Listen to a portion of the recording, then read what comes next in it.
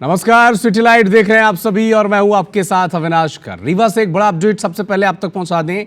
पति को प्रेमिका के साथ आपत्तिजनक स्थिति में पकड़ा गया है। बेटे के साथ पत्नी ने पहुंचकर पति को रंगे हाथों पकड़ा है। प्रेमिका को जमकर पीटा है। पति मौके से भाग गया। पत्नी ने खूब हंगामा किया। पुलिस ने मामले को शांत कराया है। बिछिया थाना क्षेत्र के प्रधानमंत्री आवास कॉलोनी की घटना है। पीएम आवास कॉलोनी में रंगे हाथों अपने ही पति को एक पत्नी ने पकड़ लिया, उसकी प्रेमिका के साथ। आपत्तिजनक हालत में अपने बेटे के साथ पत्नी पहुंची थी और खूब पीटा है अपने ही पति को। हालांकि पति भागने में सफल रहा है। पुलिस मौके पर पहुंची और मामले को शांत कराया।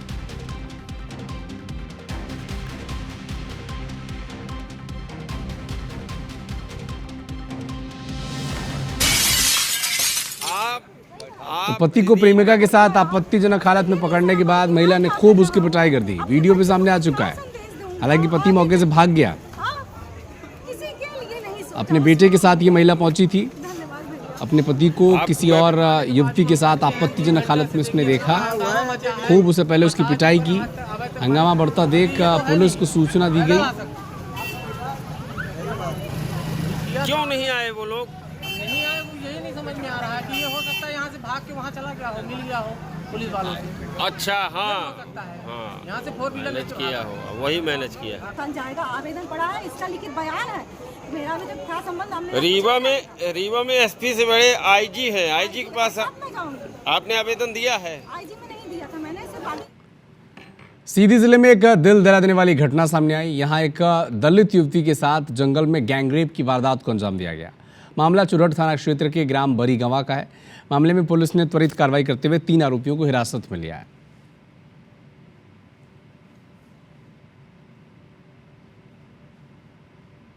तो 5 अगस्त को लगभग दोपहर 11:30 के आसपास फरियादी अपने मित्र के साथ ग्राम बरीगंवा की तरफ घूमने के लिए निकली थी। एक लड़का बाइक से आया और 3 लड़के पैदल आए। फरियादिया के पास पहुंचते ही फरियादिया के मित्र को एक डंडे से इसके सर पर मार के चोटिल कर दिया गया। बाकी 3 व्यक्तियों द्वारा फरियादिया को उठाकर जंगल में कुछ अंदर ले जाया गया, जहां पर उसके साथ पृथक तीनों ने अलग से बलात्कार किया। पुलिस अधीक्षक महोदय के निर्देशन में 5 पृथक टीमों का गठन किया गया है एवं पीड़िता के बताए हुए हुलिये के अनुसार पर संदेहियों को पकड़कर पूछताछ की जा रही है।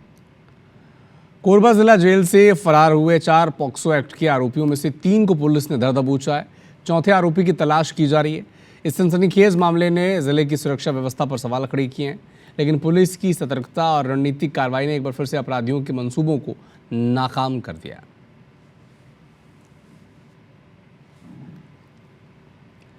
जगदलपुर के कोतवाली पुलिस ने 26 करोड़ रुपए से अधिक की अंतर्राज्यीय धोखाधड़ी के आरोपी अनिल राय को इंदौर से गिरफ्तार किया।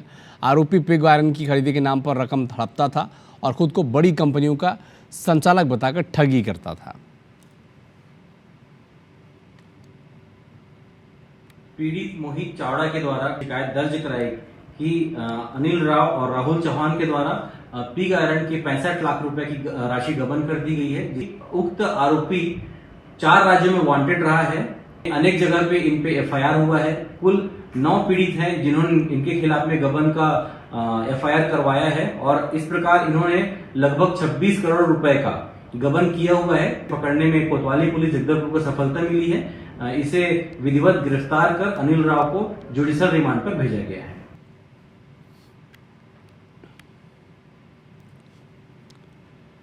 राजधानी रायपुर के माना थाना में जुआरी ने 12 लाख गबन के मामले में एसएसपी ने एक बड़ी कार्रवाई की है। एसएसपी ने थाने की टीआई को लाइन अटैच करने के साथ ही 3 पुलिसकर्मियों को निलंबित कर दिया है। दरअसल 3 अगस्त को पेट्रोलिंग के दौरान पुलिस को एक युवक के पास से 12 लाख रुपए नकदी मिले थे। पूछताछ में आरोपी ने जुए से जीते हुए पैसे बताए, जिसके बाद पेट्रोलिंग वाहन पर पदस्थ हवलदार रमेश राठौर समेत 2 आरक्षकों ने युवक से 12 लाख रुपए जब्त कर उसे भगा दिया। घटना के बाद पेट्रोलिंग स्टाफ ने जब्त रुपयों को थाने में जमा करने की जगह आपस में बांट लिया। इसमें जांच करते हुए एसएसपी ने पुलिसकर्मियों को निलंबित किया है। 4 और 5 के दरमियानी रात में वीआईपी रोड पर वाहन चेकिंग करते हुए पेट्रोलिंग गाड़ी संदिग्ध व्यक्ति और संदिग्ध वाहन मिला। जब उसकी चेकिंग की गई तो उसमें से 10 लाख 50,000 रुपये बरामद हुए। थाना प्रभारी को अवगत नहीं कराया गया। अपने कर्तव्य के प्रति लापरवाही बरतने के कारण से इसमें पेट्रोलिंग में तैनात प्रधानारक्षक रमेश राठौर, आरक्षक हेमंत राठौर और शिव निराला को गिरफ्तार कर निलंबित किया गया है। खबर बिलासपुर के सीपत से है। एनटीपीसी प्लांट में एक बड़ा हादसा हो गया। प्लांट के यूनिट 5 में मेंटेनेंस के दौरान प्री एयर हीटर प्लेटफॉर्म अचानक से टूट गया। सभी मजदूर नीचे गिर गए। एक मजदूर की मौत हो गई, 5 लोग घायल हैं। सूचना मिली तो पुलिस पहुंची। एनटीपीसी के अधिकारियों ने घायलों के इलाज के लिए अस्पताल में भर्ती कराया। मृतक का नाम श्याम साहू है, जो सीपत थाना क्षेत्र के ग्राम पोड़ी का रहने वाला है। परिजनों ने खूब हंगामा किया।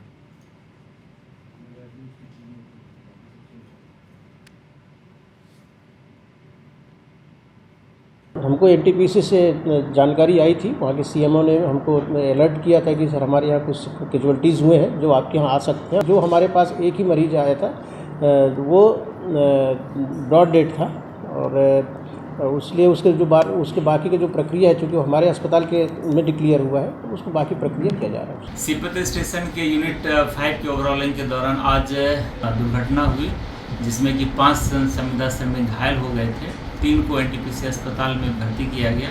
एक जो घायल थे श्याम कुमार साहू, उनको सिम्स अस्पताल भेजा गया, जहां पर कि उनकी मौत हो गई। प्रबंधन की ओर से जो भी हमारे इसमें पीड़ित हैं, उनको जो उनकी हक है, उनको माने प्रबंधन पूरा इसमें है कि उसको हर मुआवजा मिले जो उनके लिए है, और हर संभव हम लोग प्रयास कर रहे हैं कि उनके आश्रित हैं उनको सुविधा मिले। एनटीपीसी सीपत जो संयंत्र है, वहाँ जो ऐश टैंक है वो उसमें 5 मजदूर जो हैं वो ऊपर से 24 मीटर से ऐश टैंक जो है वो गिर गया नीचे, जिसमें 5 मजदूर जो हैं उसके चपेट में आ गए। और उसमें से एक जो श्याम साहू ग्राम पोड़ी के हैं, उनकी उसमें दुर्घटना में मृत्यु हो गई है। और जो 3 मजदूर हैं उनका उपचार यहीं एनटीपीसी के हॉस्पिटल में किया जा रहा है। जैसा भी इसमें तस्दीक करके घटना के बारे में जिसकी भी लापरवाही रहेगी, उसमें उचित कार्रवाई, अग्रिम कार्रवाई हम लोग करेंगे। एनटीपीसी सीपत में बड़ा हादसा हुआ है। कुछ मजदूरों की मौत की खबर है, वहीं कई मजदूर गंभीर रूप से घायल हो गए हैं। अब एनटीपीसी प्रबंधन जो है हादसे को दबाने में लगा हुआ है। तमाम जो श्रमिक हैं उनके परिजन यहाँ पर परेशान हैं। देखिए, तमाम जो महिलाएं आपको नजर आ रही हैं, सबका रो रो कर बुरा हाल है, क्योंकि तमाम लोगों के परिजन, किसी का पति, किसी का बेटा, किसी के दूसरे परिजन यहाँ पर एनटीपीसी में काम करने गए हुए थे। कौन यहाँ पर काम कर रहा था आपका? देवर है। अच्छा, कितने बजे आए थे वो? 8 बजे। और कब आप लोग को इधर घटना का सूचना मिला? 1 बजे। अच्छा, क्या सूचना मिला? कि एनटीपीसी में हादसा हो गया है, छत गिर गया, छत से गिर गया है। अच्छा, हाँ। अभी कुछ पता चल रहा है कि आपके देवर कहाँ हैं? मिलने आए हैं उनसे, तो मिलने नहीं दे रहे हैं। आपके यहाँ के कौन है आपके यहाँ के? पति है। तो कब आए थे वो? 8 बजे। और क्या सूचना मिला आपको? कितने बजे सूचना मिला? ये एनटीपीसी में हादसा हुआ है। हाँ। एक और पति है, मोर बेटा है, ये बहू है। अच्छा। हाँ, और मोर नाती है। मोर नाती ज्यादा ये हो गए। तो का कुछ बताते कि नहीं? नहीं बताते हैं, ये गोठिया थे सब, वही है ज्यादा कहा थे नहीं। जे लड़का सिम संभालते तो और सरकारी में सरकार प्राइवेट में भर्ती करे, सरकारी में करे तो सरकारी में का जल्दी होगी। तमाम परिजन हैं और किस तरह से परिजन यहाँ पर परेशान हैं, और निश्चित तौर पर जिस तरह से एनटीपीसी प्रबंधन इस पूरे मामले को दबाने में लगा हुआ है, जिस तरह से इस मामले में हिला हवाला किया जा रहा है, उससे एनटीपीसी प्रबंधन की भूमिका पर भी सवाल खड़े हो रहे हैं। क्योंकि जो भी घायल मजदूर है उनको सिम्स भेज दिया गया है। परिजन ये भी आरोप लगा रहे हैं कि बेहतर उपचार के लिए उनको बड़े अस्पताल में भर्ती कराना था, लेकिन कई जो घायल मजदूर है उनको सिम्स भेज दिया गया है। हालांकि उसके बावजूद तमाम जो परिजन हैं उनको उनके परिजनों की कोई जानकारी यहाँ पर प्रबंधन की तरफ से नहीं दी जा रही है। कैमरा सतीश मिश्रा के साथ जितेंद्र थवाइट, IPC24 बिलासपुर। श्योपुर में सड़क के लिए ग्रामीणों ने चक्का जाम कर दिया। ग्रामीणों ने पाली रोड स्थित सलापुरा नहर से मातासुला तक कच्चे रास्ते को पक्की सड़क बनाने की मांग की। दोपहर 12 बजे इच्छापुर, नागदा, नगदी, मातासुला, तिल्लीपुर के ग्रामीणों ने नहर के पास मुख्य मार्ग पर दोनों तरफ रास्ता बंद कर दिया। आवागमन ठप हो गया और आवागमन ठप होने के चलते चक्का जाम की स्थिति हो गई। कई किलोमीटर तक वाहनों की लंबी कतार देखने को मिली। एम्बुलेंस भी इस बीच फंस गया, घंटों तक वो खड़े रहना पड़ा उसे। ग्रामीणों का कहना है कि सड़क आज भी कच्ची है, बारिश में और स्थिति बदतर हो जाती है। हम कई बार शासन प्रशासन को अवगत करा चुके हैं। तो हमारे शहर के सटे हुए ग्रामीण हैं, 8-10 गांव ऐसे पड़ते हैं जो ज़्यादा अंतर नहीं है, 8-10 किलोमीटर में ही है, और इन गांवों में जाने के लिए पैदल भी नहीं जा सकता। ये स्थिति है अभी। हमारी मांग है, अगर इन गांवों की हालत, रोड की हालत सही नहीं करी तो हम बड़ा आंदोलन करेंगे पूरे ग्रामीण भाई। ये ग्राम माता सूला और माता सूला के आसपास के गांव ग्रामवासी थे। इनकी ये मांग थी कि ये जो है उनके गांव के लिए सड़क पक्का रास्ता नहीं है, तो उसी मांग को लेकर के जो है उन्होंने अपनी शासन प्रशासन का ध्यान आकर्षित करने के लिए यह प्रदर्शन किया था। एसडीएम साहब ने ज्ञापन लेकर के उन्हें आश्वासन दिया है। नल जल योजना में कई जगह से भ्रष्टाचार और अनदेखी के मामले सामने आ चुके हैं। ताज़ा मामला मुरैना जिले से सामने आया, जहां पहाड़गढ़ जनपद की मानपुर ग्राम पंचायत के मरा गांव में ठेकेदार ने आधे गांव में पाइपलाइन बिछाई और आधे गांव में नहीं बिछाई। आदिवासी और गुर्जर समाज के लोग पानी की एक एक बूंद को तरस रहे हैं। उनका आरोप है कि नल जल योजना की बोरवेल्स पर दबंगों ने कब्जा कर लिया है।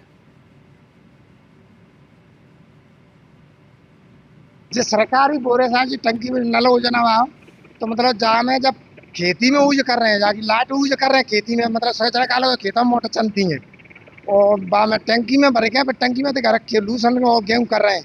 और आदिवासी गुर्जर मतलब किसी को अभी पानी एक तना तक नहीं किया है। बहुत दिखावा सब लगा है, बोर लगा है, डीपी रखी है, सब है, पानी नहीं, हाँ, पर पानी नहीं मिलता है गाँव के लिए। सर पानी की ये परेशानी है, इस पे दबंग लोगों का कब्जा हो जाता है। पानी की सर ये परेशानी है कि ये लाइन चालू है ही नहीं करते, कागज में पूर्ति करेगा। नहीं मिली झूठी क्यों नहीं मिली। का बोर है उस पर किसी एक दो परिवार ने कब्जा कर रखा है, ये बिल्कुल ही सहनीय नहीं है। और मैंने तहसीलदार को बोला है तत्काल शासन के कब्जे में लिया जाए और वो समस्त जन के उपभोग के लिए रहेगा। रक्षाबंधन से पहले सागर में खाद्य विभाग ने छापेमार कार्रवाई की। इस दौरान कुछ दुकानों में अमानक मिठाइयाँ मिली, सील किया गया। खाद्य विभाग ने शहर में कई मिठाई दुकानों और रेस्टोरेंट्स पर छापा मारा। शहर के मशहूर मयूरी रेस्टोरेंट में कई अनियमितताएं मिलने पर उसे सील किया गया। कुछ दुकानों पर मामूली खामियां मिली, संचालकों को चेतावनी देकर छोड़ दिया गया।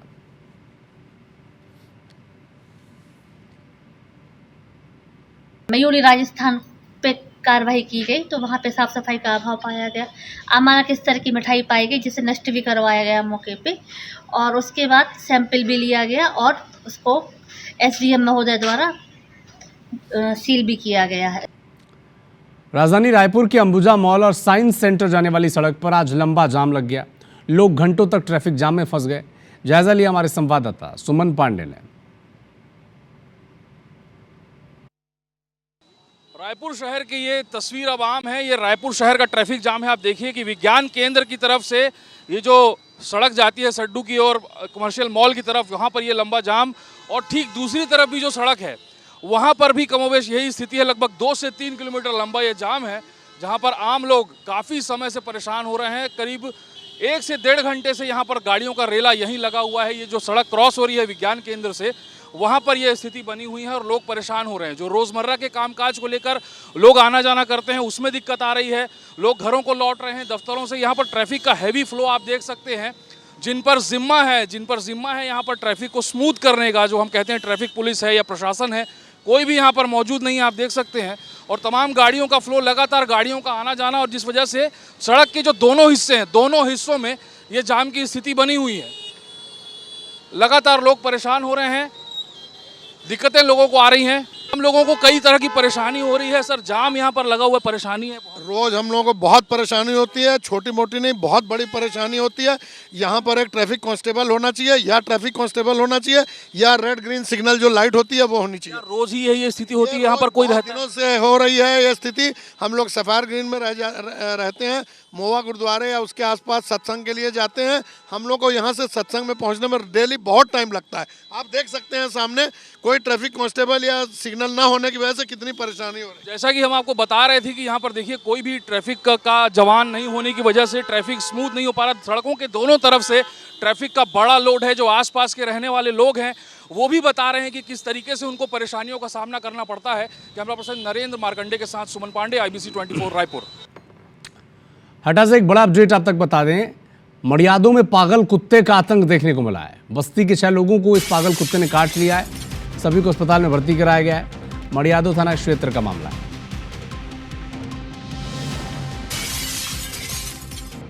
तो अब आवारा मवेशियों का आतंक अब देखिए, आवारा कुत्ते ने बस्ती में 6 लोगों को काट लिया है, अस्पताल में भर्ती कराया गया। डॉग बाइट के लगातार मामले मध्य प्रदेश के अलग अलग शहरों से सामने आ रहे हैं। मड़ियादों का यह मामला है। महासमुंद जिले के सरायपाली में 40 करोड़ रुपए की लागत से गौरव पथ का निर्माण किया जा रहा है। गौरव पथ निर्माण की समय सीमा 5 अप्रैल 2025 को खत्म हो चुकी है, लेकिन अभी भी काम अधूरा है। गौरव पथ में कई जगह नियम के खिलाफ डिवाइडर, क्रॉसिंग छोड़ना, नाली का पानी तालाब में मिलाना जैसी कई समस्याएं सामने आ रही हैं। मामले को लेकर नगरवासी कई बार शिकायत कर चुके हैं, लेकिन कोई कार्रवाई तो होती नहीं है।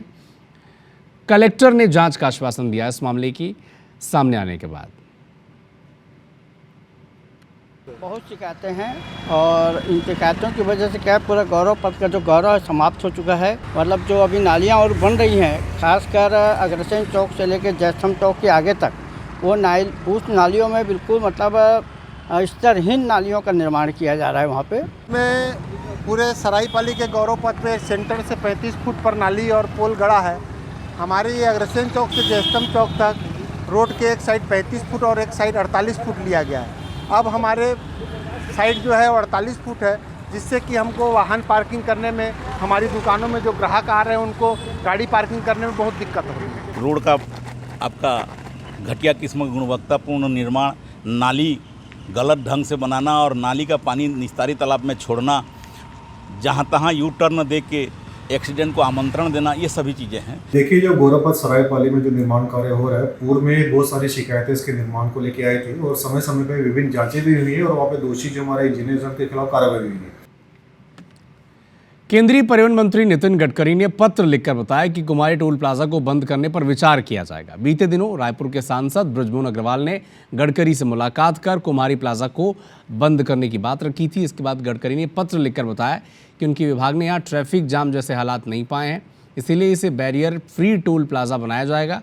गडकरी के पत्र में स्पष्ट है कि जून तक आरंग में बन रहे बाईपास के पूरा होते ही कुमारी प्लाजा के बंद करने पर विचार किया जाएगा।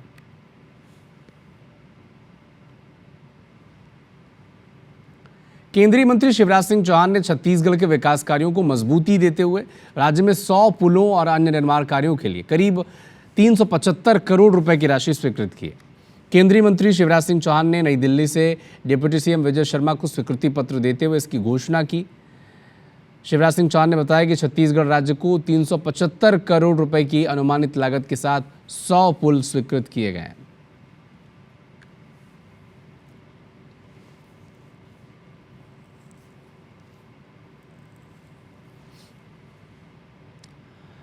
छत्तीसगढ़ में बीजेपी की पूर्व मंत्री अजय चंद्राकर के वायरल वीडियो को लेकर सियासत गर्मा गई है। कांग्रेस ने बीजेपी के सदस्यता अभियान कार्यक्रम का एक वीडियो पोस्ट कर दावा किया कि अजय चंद्राकर ने अजय जामवाल और किरण देव सिंह को जमकर खरी खोटी सुना दी, मंच पर ही सम्मान लौटा दिया। ये कांग्रेस का दावा है। हालांकि इसका खंडन अजय चंद्राकर ने किया और कहा कि ऐसा कुछ नहीं है, कांग्रेस केवल दुष्प्रचार कर रही है।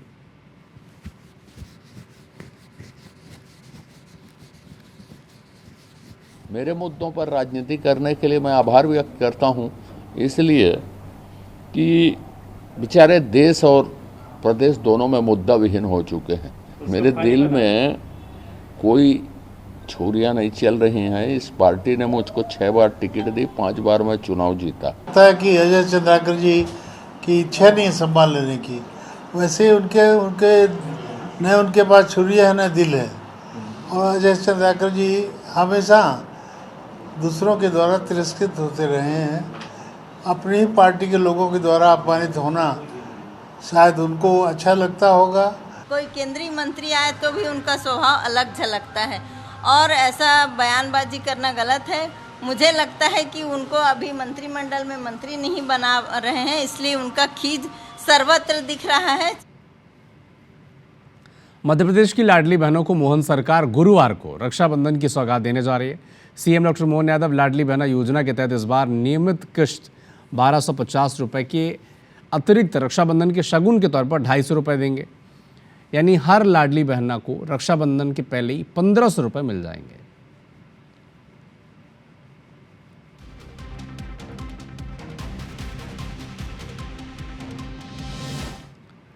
मध्य प्रदेश विधानसभा का मानसून सत्र भारी हंगामे के साथ तय समय से 2 दिन पहले खत्म हो गया।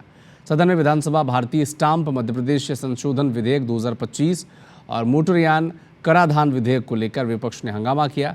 स्टाम्प शुल्क बढ़ाने का विरोध करते हुए कांग्रेस विधायकों ने सदन से वॉकआउट किया, नारेबाजी की। हो चाहे कंसेंट डीड हो या कोई सी भी बात हो, सब पे 100, 200, 400% सरकार ने बढ़ा दी स्टाम्प ड्यूटी। तो सरकार एक तरफ कर्ज की बात करती है, एक तरफ स्टाम्प ड्यूटी के माध्यम से, शपथ पत्र के माध्यम से जनता से पैसा वसूलना चाहती है। तो मैं समझता हूँ कि ये आम जनता पे भार है। स्टैम्प शुल्क कहीं 1000 से 5000 रुपये कर दिए हैं, कहीं 2000 से 5000 रुपये कर दिए हैं। इन अलग अलग स्टैम्प शुल्क की वृद्धि से सीधा आम आदमियों पर एक अतिरिक्त वित्तीय बोझ भाजपा सरकार ने डाला है। हमने इसका पूर्ण रूप से विरोध किया है। बिल्कुल बढ़ाई गई। समय समय पर सारे निर्णय सरकार लेती है और जनता के हित में निर्णय लेती है। विधायक निधि बढ़ाने की बात कही गई है और जिस तरह से उन्होंने कहा है नेता प्रतिपक्ष जी ने, उसमें माननीय अध्यक्ष जी ने भी आसंदी से उस विषय को आदरणीय मुख्यमंत्री जी के समक्ष कहा है। छत्तीसगढ़ में बीते दिनों बिजली उपभोक्ताओं को एक नहीं बल्कि 2 झटके लगे। पहले बिजली की दर में इजाफा हुआ और फिर बिजली बिल हाफ योजना में 400 यूनिट से कटौती कर उसे 100 यूनिट तक सीमित कर दिया गया। मुद्दा जनता से जुड़ा है तो छत्तीसगढ़ कांग्रेस इसे लेकर एक बड़ा जन आंदोलन बनाने के लिए सड़कों पर उतर आई है। इसी के तहत प्रदेश कांग्रेस के सभी जिला मुख्यालय पर प्रेस कॉन्फ्रेंस किया, सरकार के खिलाफ मोर्चा खोला। एक रिपोर्ट आप देखें। छत्तीसगढ़ में बीते दिनों बिजली उपभोक्ताओं को एक नहीं 2 झटके लगे। बिजली बिल हाफ योजना में कटौती के खिलाफ मोर्चा खोलते हुए प्रदेश कांग्रेस ने बुधवार को सभी जिला मुख्यालयों पर प्रेस कॉन्फ्रेंस कर प्रदेश सरकार को घेरा। रायपुर में पूर्व राज्यसभा सदस्य छाया वर्मा, पूर्व मंत्री सत्यनारायण शर्मा और पूर्व महापौर प्रमोद दुबे ने प्रेस कॉन्फ्रेंस की।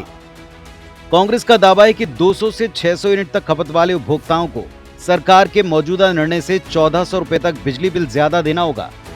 बिजली के अधिकारियों को धमकाया जा रहा है कि इसको अगर सोलर पैनल नहीं बिके तो तुम लोग खिलाफ कार्रवाई होगी, बंद कर दी जाएगी। ये इस तरह की साजिश पर्दे के पीछे चल रही है जो जनता के साथ चलावा है। उधर रायगढ़ जिले में कुल 1,65,000 उपभोक्ताओं की विद्युत खपत 400 यूनिट से कम है, जबकि 49,500 उपभोक्ताओं की खपत 400 यूनिट से अधिक बताई गई। ऐसे में वे बिजली बिल हाफ योजना का लाभ नहीं उठा पाएंगे। कांग्रेस का दावा है कि वो इस मुद्दे पर गुरुवार को बिजली विभाग के दफ्तर घेरेगी। वहीं कांग्रेस के विरोध प्रदर्शन पर प्रदेश के डिप्टी सीएम अरुण साव ने कहा कि दुनिया ग्रीन एनर्जी की तरफ जा रही है। सोलर पैनल आज की जरूरत बन चुके हैं, लेकिन ऐसे जनहित के कामों से कांग्रेस के पेट में दर्द होता है। दुनिया ग्रीन एनर्जी की ओर जा रही है, सोलार की ओर जा रही है। सोलर पैनल लगाने में एक बड़ी राशि सब्सिडी के रूप में दे रही है। कांग्रेस पार्टी ने 5 साल में सरकार में रहते हुए राज्य की विद्युत व्यवस्था की दुर्दशा की, और जब भी जनहित का और बड़ा काम होता है कांग्रेस के नेताओं के पेट में दर्द होता है। ऐसा ही प्रदर्शन कांग्रेसियों ने बालोद में भी किया। कहा कि बिजली बिल हाफ योजना में बदलाव जनता पर सीधे सीधे अत्याचार है। विपक्ष ने ऐलान किया है कि गुरुवार को कांग्रेस सभी जिला मुख्यालयों पर बिजली ऑफिस के सामने धरना देगी। ये विरोध तब तक जारी रहेगा जब तक सरकार अपना फैसला वापस न ले ले। Bureau report, IBC 24। रायपुर में सीएम विष्णुदेव साय ने मंत्रालय में आदि कर्मयोगी अभियान की समीक्षा की। सीएम ने कहा कि अभियान के तहत आदिवासी बाहुल्य ग्रामों में 20 लाख स्वयं सेवकों के निर्धारित जो लक्ष्य हैं वो तय किए गए हैं। प्रदेश में 1,32,400 वॉलंटियर्स को ट्रेन किया जाएगा। इस अभियान के तहत ग्राम में आदि सेवा केंद्र स्थापित किए जाएंगे, जो न केवल मूलभूत सुविधाओं की उपलब्धता में सहायक होंगे बल्कि योजनाओं और कार्यक्रम के सतत क्रियान्वयन में भी भूमिका अदा करेंगे।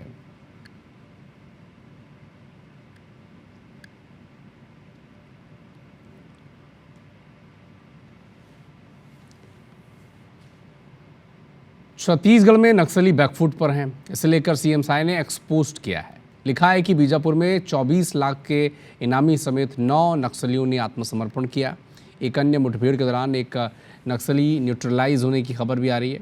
छत्तीसगढ़ में दिसंबर 2023 से अब तक लगभग 450 नक्सली न्यूट्रलाइज हुए हैं। 1579 गिरफ्तार हुए हैं और लगभग 1589 आत्मसमर्पित हो चुके हैं।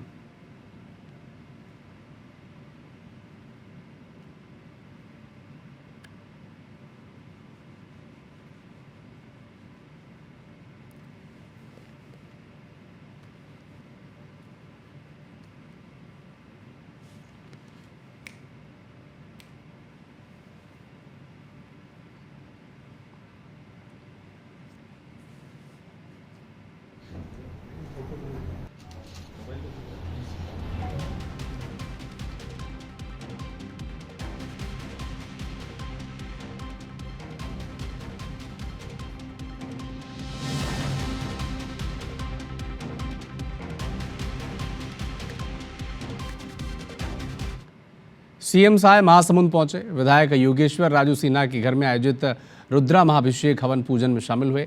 सीएम ने रुद्रपाठ के मंत्रोच्चार के साथ भगवान शिव का ओम नमः शिवाय हर हर महादेव के जयकारों के साथ अभिषेक किया, पूजा अर्चना कर आशीर्वाद लिया और प्रदेश के सुख समृद्धि की कामना की।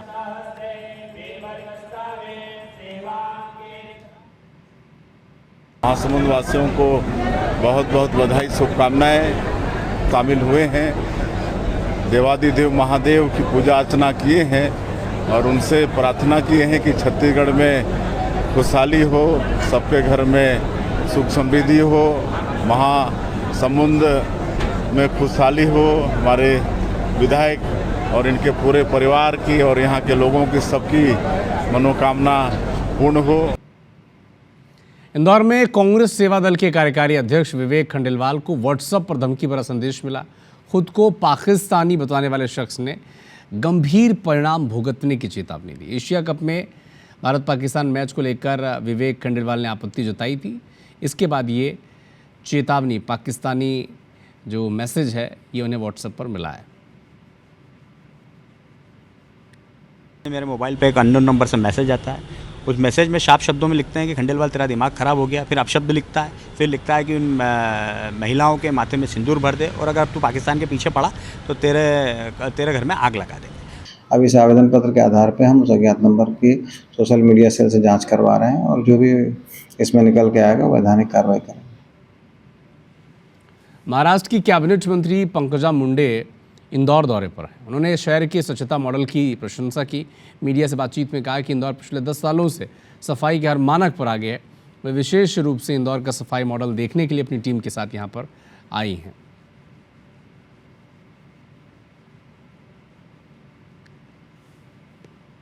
इंदौर जो कि पिछले 10 साल से स्वच्छता और सैनिटेशन में बहुत अग्रसर रहा है, उनके सैनिटेशन के बारे में, उनकी पूरी क्या कार्रवाई वो करते हैं, कैसे काम करते हैं, कैसे शुरू किया, इसका पूरा स्टडी करने के लिए मैं मेरी टीम के साथ यहाँ आई हूँ। मैं उनसे ज़रूर कुछ मुद्दे मैंने खुद के हाथों से लिखे हैं और मैं वो चाहती हूँ कि मैं रेप्लिकेट करूँ महाराष्ट्र में। अभी ग्रीन बॉन्ड एक बहुत ही सुंदर कल्पना है, उसके भी बारे में ब्रीफली हमने डिस्कस किया।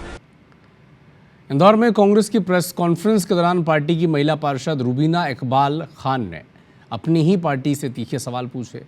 खजराना की कांग्रेस पार्षद रुबीना इकबाल खान ने कहा कि आजकल मुसलमानों के खिलाफ लगातार विवादित बयान सामने आते हैं, कांग्रेस पार्टी इस पर चुप क्यों है? धीरेन्द्र शास्त्री कह रहे हैं कि दुर्गा बनो, काली बनो, लेकिन बुरके वाली मत बनो। आप लड़कियों को मजबूत बनाइए, अच्छी बात है, लेकिन बुरके वाली से तुलना करना क्या ज़रूरी है? ये सवाल उन्होंने पूछे हैं। मुसलमानों के बारे में कभी वो धीरेन्द्र शास्त्री जी कहते हैं कि दुर्गा बनो, काली बनो, मगर बुरखे वाली मत बनो। तो वो कौन सा लव जिहाद कर रही है? औरतें कर रही हैं कहीं पे लव जिहाद? हाँ चलो, कांग्रेस पार्टी से मेरा सवाल है, ये नहीं, इनसे नहीं, जीतू पटवारी जी से और जो भी कांग्रेस। भैया मुसलमान खाली वोट देने के लिए हैं क्या? उनके वोट ले लो लपक लपक के तुम लोग। उनके लिए अगर कोई कुछ गलत शब्द बोलता है तो ऐसी पत्रकार वार्ता लेके उनकी खिंचाई करना चाहिए ना कि गलत बोल रहे हो आप क्या। खबर इंदौर से है, जहां निगम परिषद में बीजेपी के 25 सालों के कार्यकाल और महापौरों की नाकामी को लेकर कांग्रेस पार्टी ने बुधवार को यशवंत रोड पर एक अनूठा प्रदर्शन किया। बीजेपी नेताओं के 5 महापौर के मुखौटे पहनकर निगम कार्यकाल के दौरान जो घोटाले हुए उसकी सूची जनता के सामने रखी।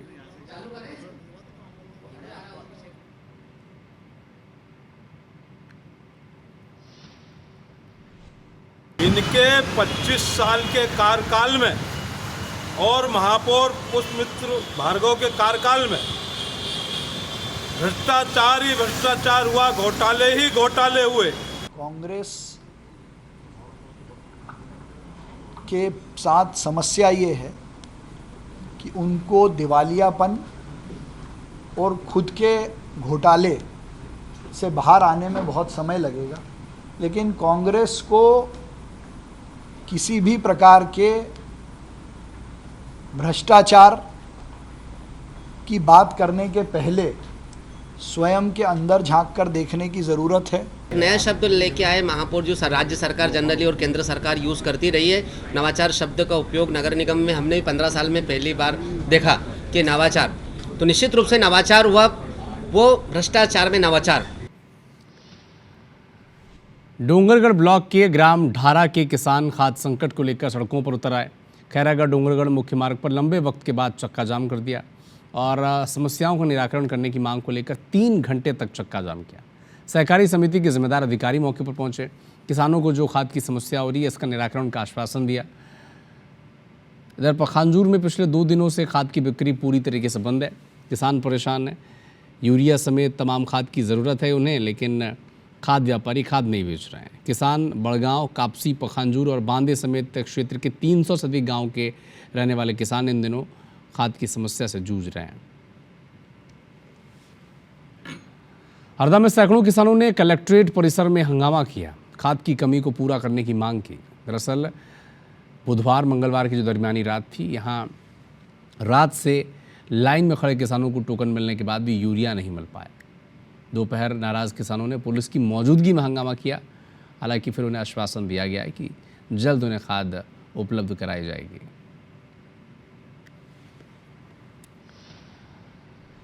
अब आपको मुरैना के सरकारी स्कूल की वो तस्वीर दिखाते हैं जिसे देखकर आप भी कहेंगे कि आखिर आज़ादी के 7 दशक बीत जाने के बावजूद भी विकास है कहां पर।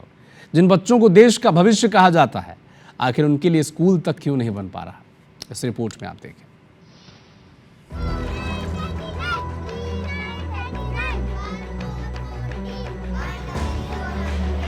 ये तस्वीर उस नए भारत और नए मध्य प्रदेश की है जहां विकास के इतने दावे और वादे किए गए कि मानो धरती पर स्वर्ग उतर आया हो, लेकिन हकीकत में जो तस्वीर दिखाई देती है वो स्याह सच बयां कर रही है और चीख चीख कर कह रही है कि कहां है विकास, जहां देश के नौनिहालों को पढ़ाई के लिए स्कूल की छत तक नसीब नहीं है। ये कहानी है मुरैना के एक सरकारी स्कूल की और इस सरकारी स्कूल पर हमारी टीम जायजा लेने के लिए पहुंची।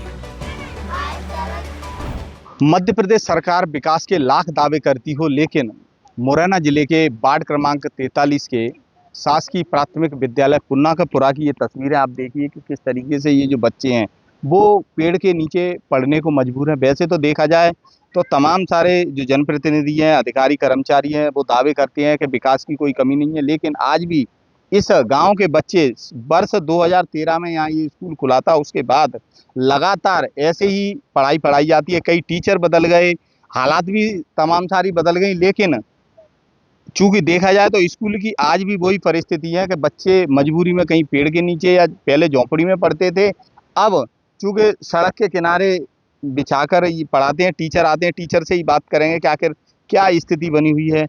मैम, क्या स्थिति है स्कूल की? सर, स्थिति यही है कि यहाँ बिल्डिंग नहीं है तो बच्चों को थोड़ा सा ऐसे एक तो इकट्ठा बैठ के पढ़ाना पड़ता है, क्लास भी अलग नहीं हो पाती हैं और खुले बरसात में, सर्दी में कोहरा भी होता है तब भी ऐसे ही बैठते हैं।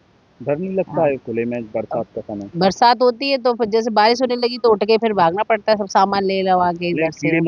हाँ, सांप और जीव जंतु भी निकल आते हैं, पर क्या करें सर, अब यहाँ कोई जगह नहीं है, वो तो ये थोड़ी देर गांव वाले व्यवस्था कर देते हैं। आपने कभी जैसे सरकार अधिकारियों को कभी लिख के बताया नहीं है आपने? नहीं अवगत कराया, उनको वहाँ भेजे हैं, लिख के उनको दिया है एप्लीकेशन वगैरह पर। और इंजीनियर भी आए थे, उन्होंने जगह भी देखी है, पर अभी तक उसकी बिल्डिंग का जो पैसा है वो नहीं आया ना बनी।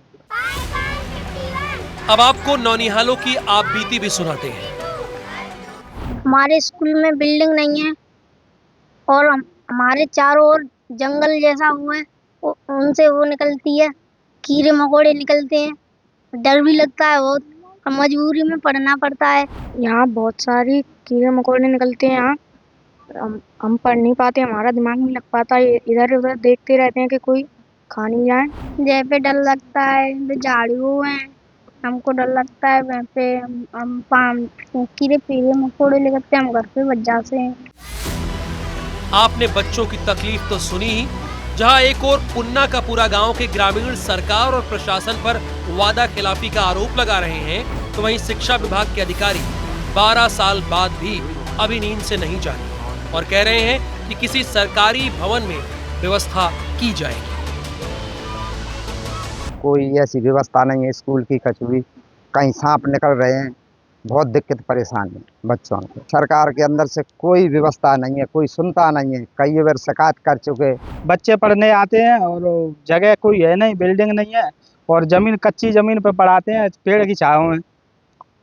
2013 के साल में ये स्थापना हुई थी इसकी और अभी तक कुछ हुआ नहीं है। बच्चे रोज आते हैं पढ़ने के लिए, पूरा स्टाफ आता है। जब तक बजट नहीं आता है तब तक ये है कि बच्चों को हमारी जो शासकीय भवन है, जो भी भवन शासकीय भवन होंगे वहाँ उनकी व्यवस्था की जाएगी।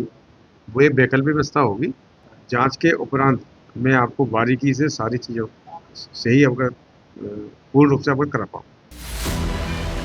कुल मिलाकर बड़ा सवाल ये है कि जब सरकारें शिक्षा को लेकर तमाम दावे करती हैं, शाबाशी से अपनी पीठ थपथपाती हैं, तो स्कूल खुलने के 12 साल बाद भी आखिर देश के नौनिहालों को स्कूल भवन तक क्यों नहीं मिल पा रहा है?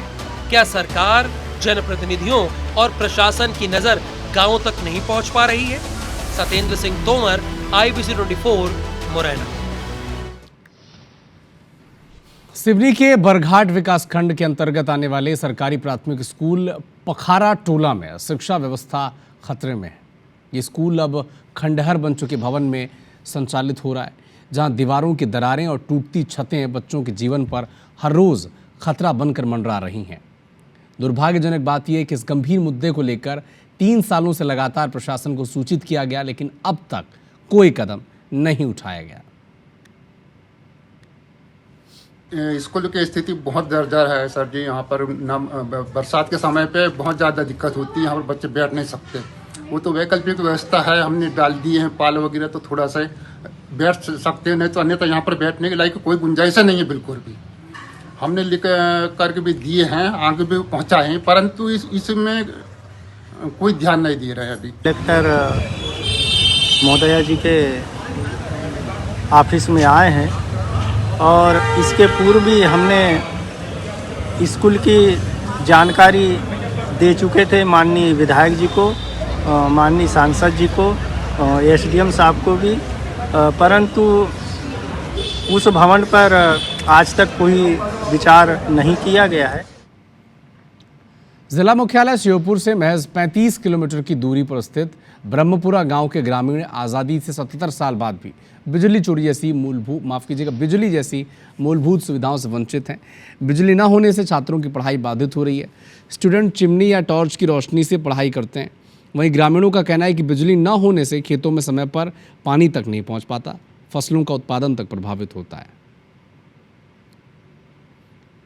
तो 15-16 साल से बिल्कुल अंधेरे में बैठे हुए हैं हम। काफ़ी हमने कोशिश भी की है, लेकिन हमारी कोई सुनवाई।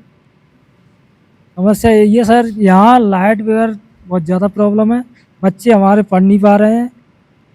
अभी कलेक्टर में आवेदन लगा के आए थे, कोई सुनवाई नहीं हुई अभी तक। 2-3 बार बिजली विभाग वालों के पास भी गए थे, वहाँ भी कोई सुनवाई नहीं हुई अभी तक। ये गांव ब्रह्मपुरा है और इस गांव में सबसे बड़ी समस्या है वो है बिजली की। हर एक इस गांव का हर एक इंसान बिजली से बहुत परेशान है, चाहे वो स्टूडेंट कोई छात्र हो, चाहे वो हमारे माता पिता हो, चाहे कोई हो। यहाँ बरसातों के दिनों में तो बिल्कुल 1 महीने जो लाइट आती है बोर वाली, वो भी 1 महीने के लिए गायब हो जाती है। यही मजरे टोले हैं जिनमें अभी तक लाइट नहीं है। वो मजरे टोले 50 साल पहले बसे हुए हैं। तो जब कांग्रेस की सरकार थी कमलनाथ जी की, तो 2 सौभाग्य योजना लागू की थी। जिस मजरे में 8 घर है, वहाँ 5 रुपये कनेक्शन में लाइट जाएगी। जैसे सरकार बीजेपी की बदली, आज बिजली कंपनी की हालत है, एक खम्मा देने में मजबूर है। मध्य प्रदेश बिजली की दृष्टि से सरप्लस स्टेट है। कोई भी गांव अगर बचा होगा तो निश्चित रूप से उसके लिए योजना चल रही है। हर गांव और हर घर तक बिजली पहुंचे और हर घर तक पानी पहुंचे, ये केंद्र सरकार और राज्य सरकार दोनों की प्राथमिकता। देवास में पुलिस ने बदमाशों का बकायदा जुलूस निकाला है। बदमाशों पर गाड़ियों में तोड़फोड़ करने का आरोप है। जुलूस निकालकर बदमाशों से बकायदा नारे लगवाए गए। क्या लगवाए गए नारे? पाप है अपराध करना पाप। सिविल लाइन थाना पुलिस की कार्रवाई।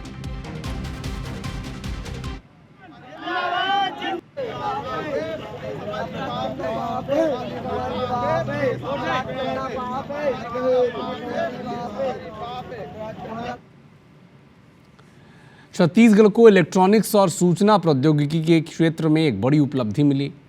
अब राज्य को इलेक्ट्रॉनिक्स टेस्टिंग या प्रोटोटाइपिंग के लिए बेंगलुरु, पुणे या नोएडा जैसे शहरों पर निर्भर नहीं रहना पड़ेगा। भारत सरकार के इलेक्ट्रॉनिक्स और सूचना प्रौद्योगिकी मंत्रालय ने नवा रायपुर में कॉमन फैसिलिटी सेंटर CFC की स्थापना को मंजूरी दी है। इस परियोजना से राज्य में इलेक्ट्रॉनिक्स इंडस्ट्री, स्टार्टअप और युवाओं के लिए नया युग प्रारंभ होगा।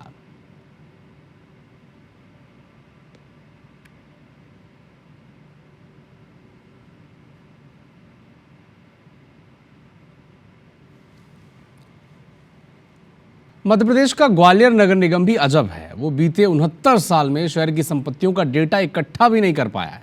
बीते 25 साल में 5 बार नगर निगम ने दिल्ली की निजी कंपनियों से शहर की संपत्तियों का सर्वे भी कराया है, लेकिन 3 कंपनियां काम छोड़कर भाग गईं। तो वहीं 6वें सर्वे पर सवाल उठ रहे हैं, क्योंकि सर्वे के नाम पर करोड़ों रुपए खर्च हो चुके हैं। ऐसे में अब महापौर से लेकर पार्षदों ने कंपनियों की मॉनिटरिंग करने वाले अधिकारियों की सूची मंगवाई है, जिसके बाद अब भ्रष्ट अधिकारियों के खिलाफ एजेंसियों से जांच कराई जाएगी।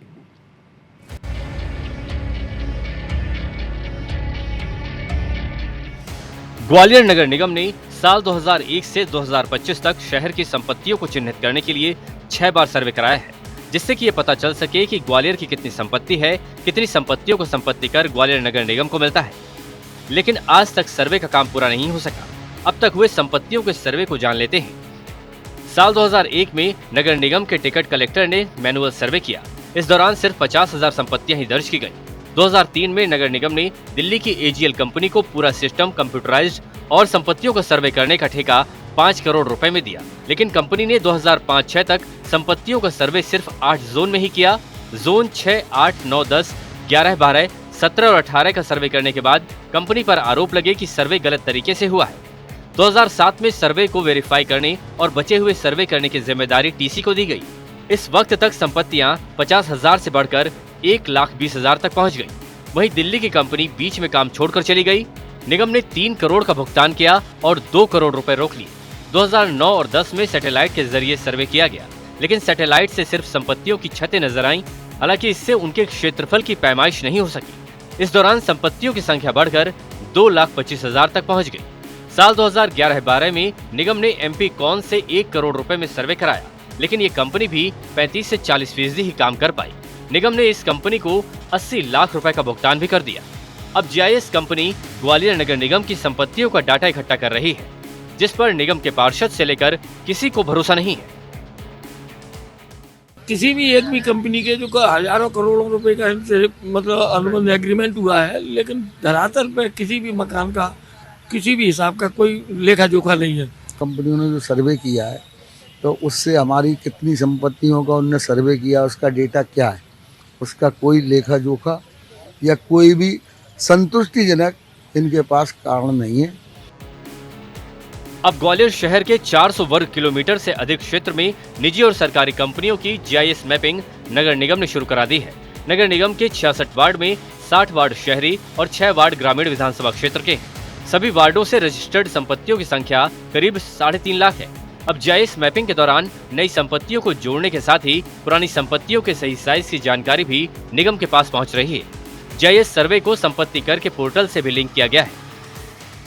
GIS बेस्ड सर्वे है, ये एक बहुत ही ऑथेंटिक सर्वे है। इसमें चूंकि सारी जो सैटेलाइट बेस्ड इमेज है उसके आधार पर ये सर्वे हो रहा है, तो इसमें और भविष्य के लिए भी ये सारा डेटा उपलब्ध रहेगा, लाइव रहेगा। इसके परिणाम के आधार पर भविष्य में संपत्ति कर का एग्जैक्ट निर्धारण किया जा सकेगा।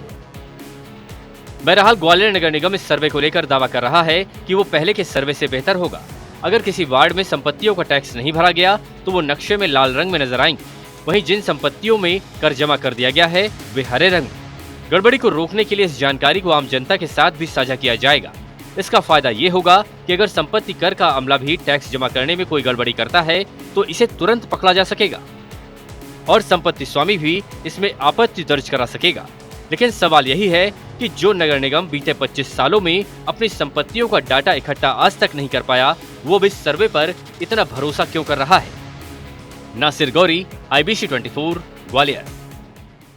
मुरादाबाद कलेक्टर की बड़ी कार्रवाई देखने को मिली। कुत्ते का जूठा भोजन परोसने पर यह कार्रवाई की है। प्रभारी प्राचार्य, प्रधान पाठक और शिक्षक को निलंबित किया है। अन्य 3 शिक्षकों के वेतन वृद्धि पर भी रोक लगा दी गई है। पलारी के लच्छनपुर स्कूल का यह मामला है। तो बलौदाबाजार कलेक्टर ने एक बड़ी कार्रवाई की है।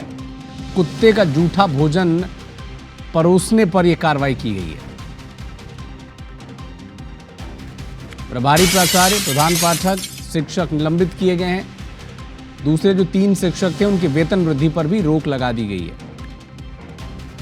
पलारी के लच्छनपुर स्कूल का मामला। इंदौर में हेलमेट अनिवार्यता को लेकर प्रशासन सख्त है। कलेक्टर ने 2 टूक साफ शब्दों में कह दिया है कि बिना हेलमेट पेट्रोल नहीं मिलेगा। कुछ लोग सोशल मीडिया पर वायरल वीडियो के जरिए इस नियम का मजाक बना रहे हैं, जो न सिर्फ गैर जिम्मेदाराना है बल्कि गंभीर उल्लंघन भी है नियमों का। देखिए, रोड सेफ्टी हमारे लिए सर्वोपरि है और चाहे माननीय उच्च न्यायालय हो या फिर जो माननीय उच्चतम न्यायालय की रोड सेफ्टी कमेटी हो, सभी के द्वारा इस पर बहुत अधिक बल दिया गया है।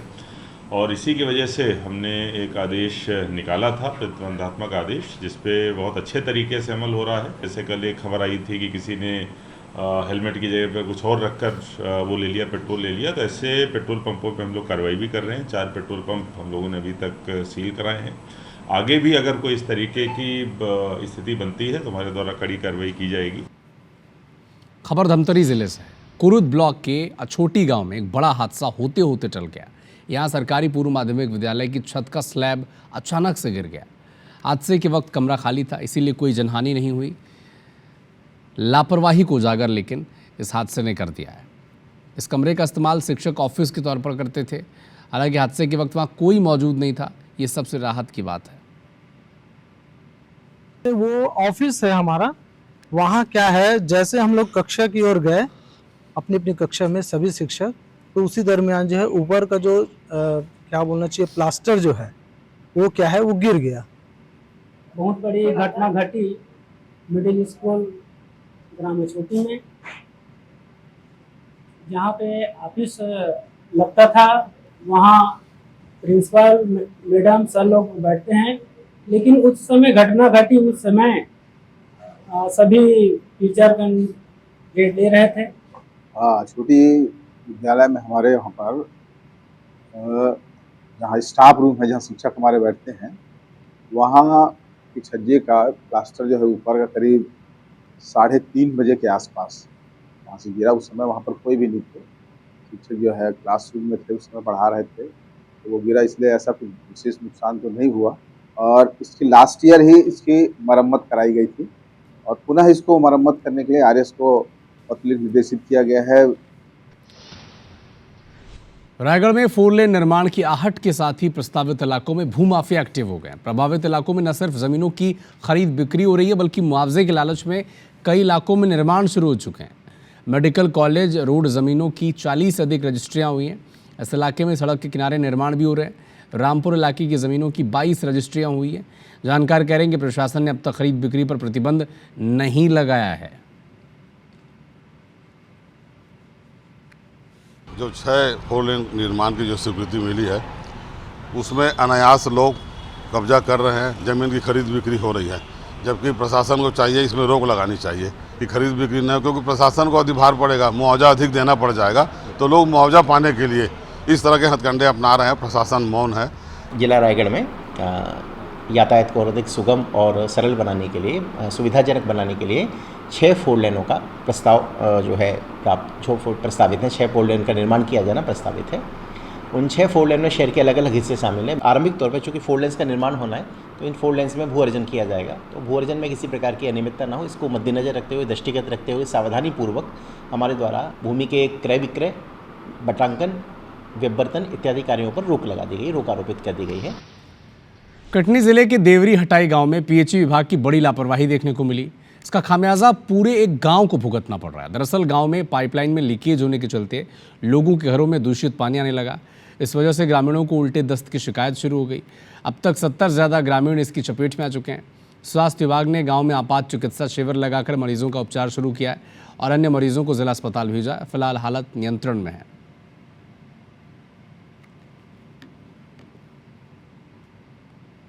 उल्टी दस्त का जो है केसेस जो हमारे 31/7/2025 31 जुलाई से जो है संज्ञान में आया है। नल जल योजना की पाइपलाइन सीवेज जो है थोड़ा सा लीकेज थी, उस वजह से जो है गंदा पानी का सेवन जो है ग्रामीण जनता द्वारा किया जा रहा था ये 2 टोले में, जिसकी वजह से जो है उल्टी दस्त की बीमारियां सामने आई। इसकी जानकारी हमें प्राप्त हुई थी और लगातार हमारे पीएचई के उपयंत्री, सहायक यंत्री और स्वयं मेरे द्वारा भी ग्राम देवरी हटाई में विज़िट किया गया था। पुरानी टंकी के पास में कुछ थोड़ी साफ़ सफाई की कमी हमें दिखाई पड़ी थी, तो इस संबंध में हमने ग्राम पंचायत के सरपंच सचिव को भी अवगत कराया कि यहाँ क्या बहुत ज़्यादा गंदगी के चलते लोग बीमार पड़ रहे हैं। जैसे ये हो गया चैम्बर में सड़ा गला पानी पड़ता है, कई वर्षों से इस चैम्बर की हालत रही। इसी हालत के चलते यहाँ कीड़े उत्पन्न हुए, बरसात का पानी रहा भरता रहा, इसी चलते कम से कम हमारे यहाँ 60-70 लोग बीमार हो गए। प्रॉब्लम है टंकी से नहीं है, टंकी का पानी सप्लाई से आता, सप्लाई में चला जाता है। मेन प्रॉब्लम है चैम्बर से, जो दोनों चैम्बर भर जाते हैं, इसके बाद खाली होने के बाद ये चैम्बर का गंदा पानी पूरे सप्लाई में जाता है। उल्टी दस्त हो रहा है, यहाँ पे आ रहा है, बाटले चल रही। 1 बजे रात से 7 बजे रात दिन तक हो गए उल्टी दस्त। डिंडौरी जनपद के दुनिया माल गांव से विकास के दावों की पोल खोलती तस्वीरें सामने आई हैं। आदिवासी अंचल में आज भी गांव की हालत बदहाल है। गांव तक पहुंचने के लिए आज भी सड़क नहीं है। 35 साल की महिला को मंगलवार की सुबह 4 बजे सांप ने काट लिया। देर शाम मौत हो गई। पीएम के लिए 8 किलोमीटर तक लोगों को उसे पैदल लेकर चलना पड़ा।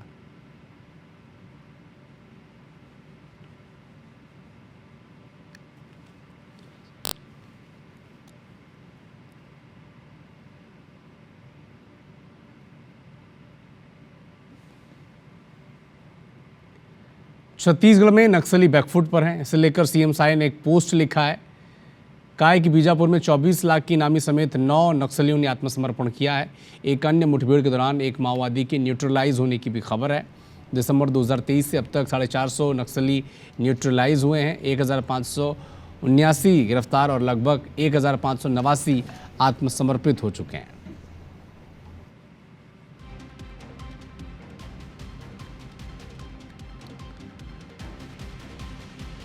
अनुच्छेद 370 की ऐतिहासिक समाप्ति हो, नक्सलवाद आतंकवाद पर कठोर प्रहार का फैसला हो। प्रधानमंत्री के नेतृत्व में ये सब कुछ संभव हो पाया है। ये तमाम बातों का जिक्र मुख्यमंत्री ने एक्सपोस्ट में किया है।